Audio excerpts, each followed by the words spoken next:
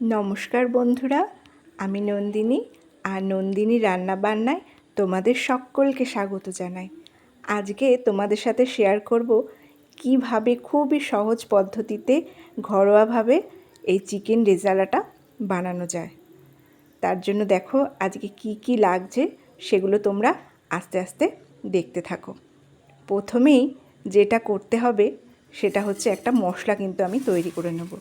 তার জন্য দিয়ে দিয়েছি গোটা ধনে, তারপরে কিছুটা মৌরি, আর দিয়ে দেব 5-6টা মতো এলাচ। এবার এটাকে একটু ভালো করে কিন্তু শুকনো খোলায় ফ্রাই করে নিতে হবে। এটা বেশ একদম যেন পুড়ে না যায় সেই দিকে কিন্তু অবশ্যই তোমাদের নজর দিতে হবে।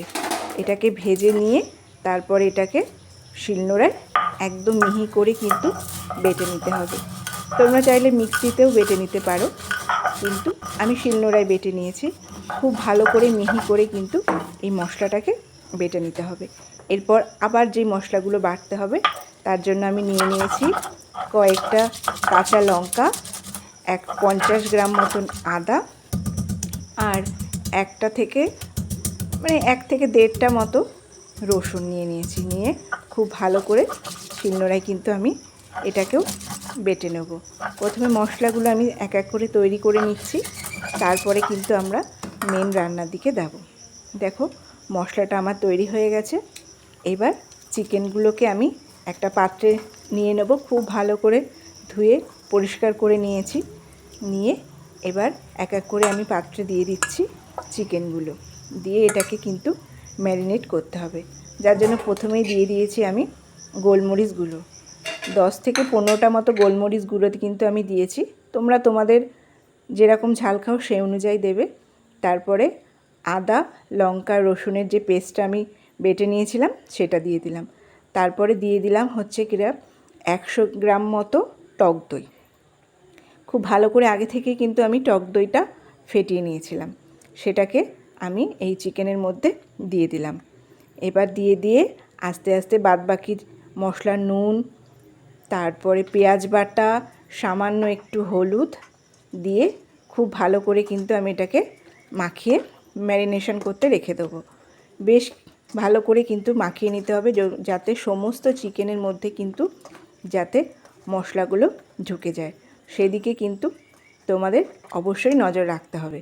খুব ভালো করে সব চিকেনের মধ্যে যাতে মশলাগুলো মেখে যায় সেরকমভাবে মাখিয়ে তারপরে আধ ঘন্টা মতো ম্যারিনেশনে রেখে দিতে হবে। এরপর দেখো আর একটা মশলা আমি বেটে নিচ্ছি। যার জন্য নিয়ে নিয়েছি 2 চামচ মতো পোস্ত বাটা, 8 থেকে 10টা মতো কাজু বাদাম। এটাকে আমি একটু জল দিয়ে কিছুক্ষণ ভিজিয়ে রাখবো। ভিজিয়ে রেখে আমি এদিকে কিন্তু চিকেনের প্রিপারেশনের দিকে চলে আসব। যার জন্য কড়াইতে দিয়ে দিলাম সামান্য সাদা তেল আর সামান্য পরিমাণ ঘি। এটা সর্ষের তেল না, সাদা তেলে আর একটু সামান্য ঘি দিয়ে করলে কিন্তু ভালো হয়। তারপরে 2টো তেজপাতা, 2টো শুকনো লঙ্কা আর গরম মশলা আর একটা জায়ফল কিন্তু আমি ফোড়নের মধ্যে দিয়ে দিয়েছি, আর একটা জয়িত্রী দিয়ে এক এক করে এবার আমি চিকেনগুলো দিয়ে দেবো কড়াইতে। চিকেনগুলো এক এক করে দেওয়ার পরে খুব ভালো করে কিন্তু ফোড়নের সাথে মিশিয়ে নিতে হবে।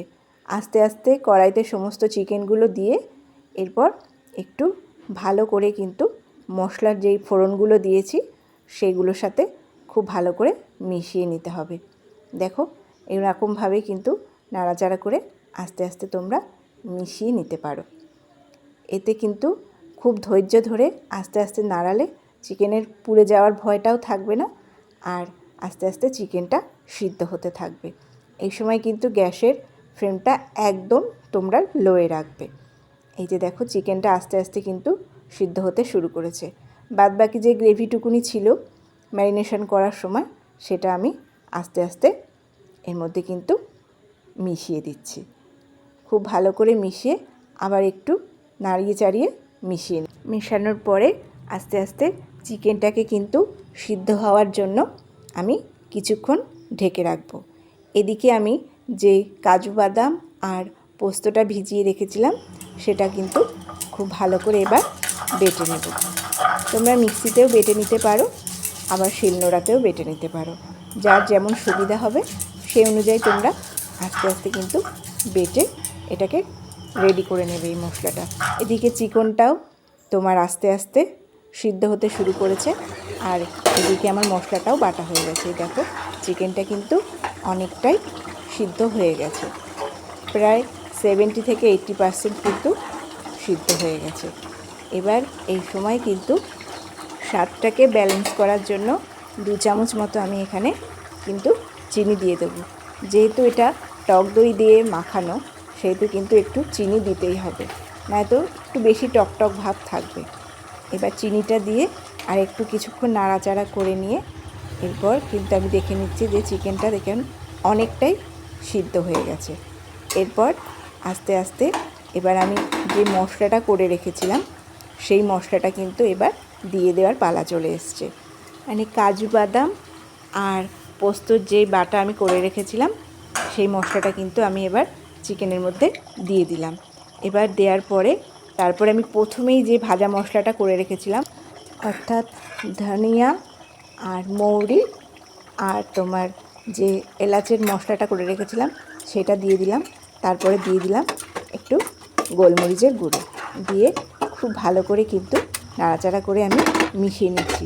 সমস্ত রান্নাঘরে একটা অসাধারণ কিন্তু গন্ধের সৃষ্টি হয়েছে। দেখো আমার কিন্তু আজকের যে রেসিপি চিকেন রেজালা একদম তৈরি হয়ে গেছে। জাস্ট পরিবেশন করলেই হয়ে যায়। রাইস কিংবা পোলাও বা লুচির পরোটার সাথে কিন্তু দারুণ যায় এই রেসিপি। সাধারণ কিছু মশলা দিয়ে কিন্তু অসাধারণ করা যায় এই চিকেন রেজালাটা। সকলকে ভিডিওটা দেখার জন্য অসংখ্য ধন্যবাদ।